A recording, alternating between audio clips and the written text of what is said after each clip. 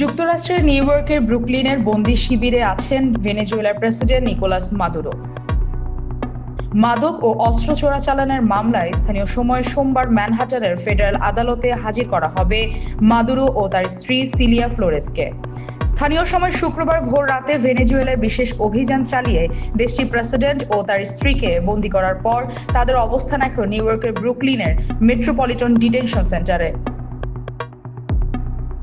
প্রয়োজনীয় আইনি প্রক্রিয়া সম্পন্ন করার পর শনিবার রাতে মাদুরো ও তার স্ত্রীকে বন্দি শিবিরে পাঠানো হয়েছে। ভেনেজুয়েলার প্রেসিডেন্ট নিকোলাস মাদুরো ও তার স্ত্রী সিলিয়ার বিরুদ্ধে মাদক ও অস্ত্র চোরাচালানের অভিযোগ এনেছে যুক্তরাষ্ট্র, যদিও আগে থেকে এমন অভিযোগ অস্বীকার করে আসছেন মাদুরো।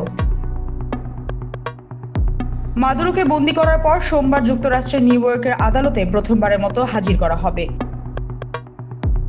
রোববার আদালতের এক মুখপাত্রের মাধ্যমে জানা যায়, ভেনেজুয়েলার প্রেসিডেন্ট নিকোলাস মাদুরো ও তার স্ত্রী স্থানীয় সময় দুপুরে ম্যানহাটেনের ফেডারেল আদালতে আইনি প্রক্রিয়া মুখোমুখি হতে যাচ্ছেন।